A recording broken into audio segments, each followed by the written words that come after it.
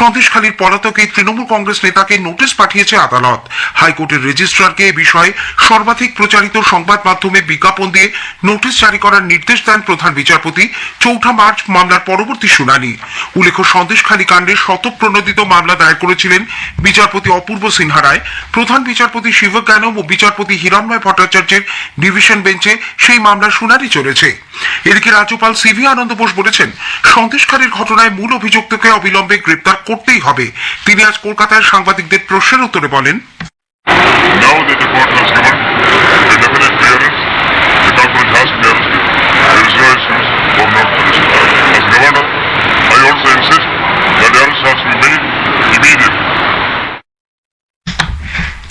অন্যদিকে তৃণমূল কংগ্রেসের রাজ্য মুখপাত্র কুণাল ঘোষ বলেছেন, আদালতের আইনি জটের কারণেই শাহজাহানের গ্রেপ্তারের বিষয়টি আটকে ছিল। হাইকোর্টের প্রধান বিচারপতির আজকের বক্তব্য এবং নির্দেশের পর সেই জট কেটে গেছে। এই জন্য তিনি আদালতকে ধন্যবাদও জানান। আদালতের স্থগিতাদেশের কারণে হাত পা বেঁধে দিয়েছিল পুলিশের, সেই জন্যই পুলিশ এগোতে পারেনি।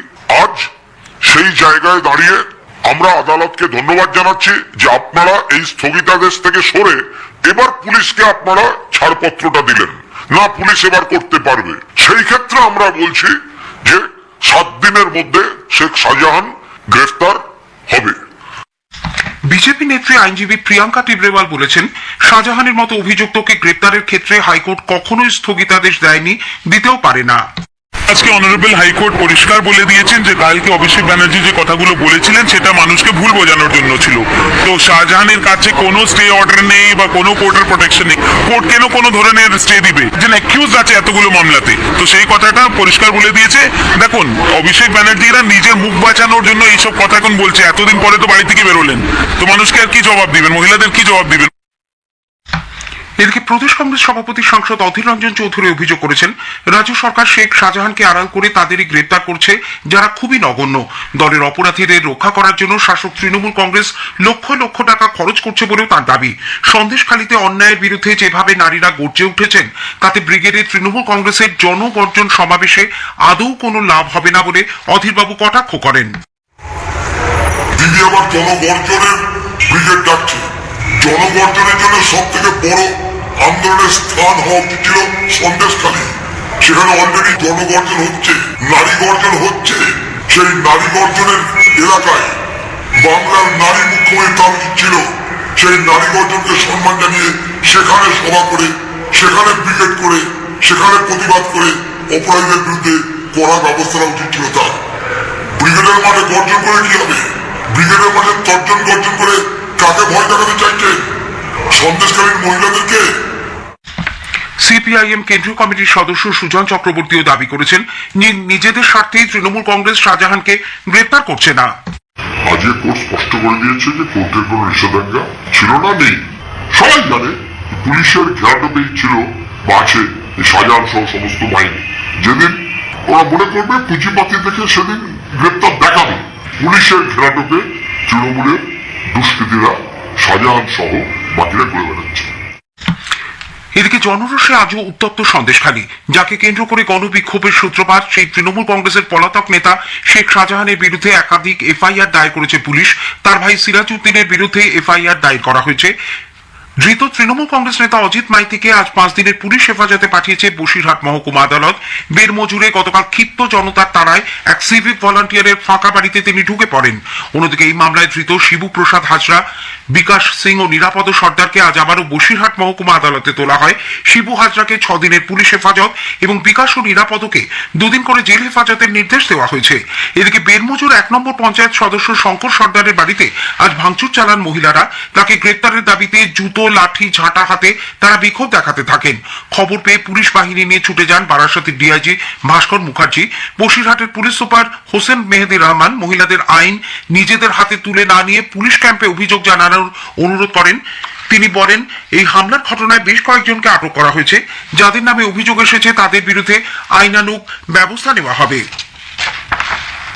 উত্তর 24 পরগনার জেলা শাসক শরৎ কুমার দ্বিবেদীও আজ সারাদিন সন্দেশখালীর 2 নম্বর ব্লকের বিভিন্ন সমাধান শিবির ঘুরে দেখেছেন, কথা বলেছেন সাধারণ মানুষের সঙ্গে। জমি নিয়ে যাদের অভাব অভিযোগ ও সমস্যা রয়েছে তাদের সঙ্গে পৃথক বৈঠকও করেন তিনি। ইডি শাহজাহান ঘনিষ্ঠ ব্যবসায়ী অরুণ সেনগুপ্তকে আজ সিজিও কমপ্লেক্সে তলব করেছিল।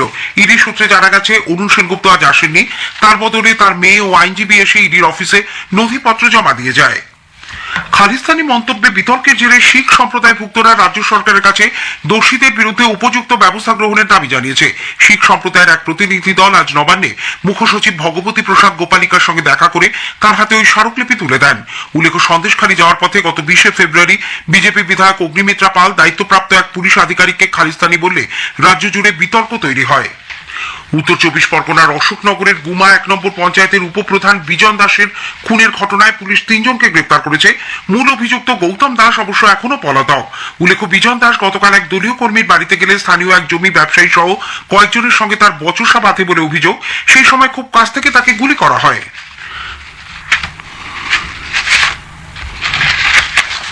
জনসাধারণকে তাদের লোকসভা কেন্দ্রের বিশদ তথ্য এবং সেই এলাকায় চালু থাকা বিভিন্ন কেন্দ্রীয় সরকারি প্রকল্প উন্নয়ন সম্পর্কে অবহিত করতে আকাশবাণী কলকাতার সংবাদ বিভাগ শুরু করেছে বিশেষ অনুষ্ঠান ভারত বিকাশ ডায়েরি। প্রতিদিন রাত 8:50 গীতাঞ্জলি প্রচার তরঙ্গে শুনুন 10 মিনিটের এই অনুষ্ঠান। আজকের প্রতিবেদনে থাকছে বিষ্ণুপুর লোকসভা কেন্দ্র। স্থানীয় সংবাদ শুনছেন আকাশবাণী কলকাতা কেন্দ্র থেকে। এখন বিজ্ঞাপন, পরে রয়েছে বাকি খবর। হ্যাঁ, এই হেলমেটটা বেশ ভালো, কিন্তু এটা সেফ হবে তো? চিন্তা করবেন না, এই হেলমেটটাতে ISI মার্ক দেওয়া আছে। তো আমি কি করে বুঝবো যে এটাই আসল? BIS কেয়ার অ্যাপ থেকে, যেখানে একটা ক্লিক করলেই সব গুরুত্বপূর্ণ তথ্য জানা যাবে। সচেতন গ্রাহক হয়ে উঠুন, আর যে কোনো জিনিস কেনার আগে তা সঠিক কিনা সেটা যাচাই করতে আজই ডাউনলোড করুন BIS কেয়ার অ্যাপ। জাগো গ্রাহক জাগো। প্রধানমন্ত্রী নরেন্দ্র মোদী আজ ভার্চুয়ালি প্রায় 41,000 কোটি টাকা মূল্যের 2,000-এরও বেশি রেল পরিকাঠামো প্রকল্পের শিলান্যাস ও উদ্বোধন করেছেন। এর ফলে যানজট কমবে, নাগরিকদের সুরক্ষা, রেল যোগাযোগ ব্যবস্থা আরো উন্নত হবে। অত্যাধুনিক প্রযুক্তিতে সাজিয়ে তোলা হবে অমৃত স্টেশনগুলিকে। এর মধ্যে রয়েছে রাজ্যের 45টি স্টেশন। এই উপলক্ষে ব্যান্ডেল স্টেশনে এক অনুষ্ঠানে উপস্থিত ছিলেন রাজ্যপাল ডক্টর CV আনন্দ বোস। রেলের তরফে স্কুলের ছাত্রছাত্রীদের নিয়ে ছবি আঁকা ও প্রবন্ধ প্রতিযোগিতার আয়োজন করা হয়। রাজ্যপাল প্রতিযোগিতায় বিজয়ীদের হাতে পুরস্কার তুলে দিয়ে তাদের আরো 5,000 টাকা করে দেওয়ার কথা ঘোষণা করেন। বিভিন্ন সরকারি প্রকল্পের উদ্বোধন, শিলান্যাস ও সামাজিক সুরক্ষা প্রকল্পের সুবিধে সাধারণ মানুষের হাতে পৌঁছে দিতে মুখ্যমন্ত্রী মমতা ব্যানার্জির 3 জেলা সফর আজ শুরু হয়েছে। কলকাতা থেকে রওনা হয়ে সন্ধ্যায় তিনি পশ্চিম বর্ধমানের দুর্গাপুরে পৌঁছন। সেখানে সার্কিট হাউসে দলীয় নেতাদের সঙ্গে বৈঠক করেন। রাত্রিবাসের পর আগামীকাল সকালে আকাশপথে তিনি যাবেন পুরুলিয়া। সেখানে কয়েকটি প্রকল্পের উদ্বোধন ও শিলান্যাস করার কথা। রাজ্যের নানান প্রান্তে বেশ কিছু মানুষের আধার কার্ড নিষ্ক্রিয় হওয়ার ঘটনায় উদ্বেগ প্রকাশ করে তৃণমূল কংগ্রেসের এক প্রতিনিধি দল আজ দিল্লিতে নির্বাচন কমিশনের দ্বারস্থ হয়। 5 সদস্যের প্রতিনিধি দল নির্বাচন সদনে গিয়ে মুখ্য নির্বাচন কমিশনারের কাছে ডেপুটেশন জমা দেন। দলে ছিলেন সাংসদ সুখেন্দু শেখর রায়, প্রতিমা মণ্ডল, দোলা সেন, সাজদা আহমেদ এবং সাকেত গোখলে। এদিকে রাজ্য সরকার আজ থেকে জব কার্ডধারী শ্রমিকদের 100 দিনের কাজের প্রকল্পে বকেয়া টাকা মেটানোর কাজ শুরু করেছে। 1 মার্চ পর্যন্ত তা চলবে।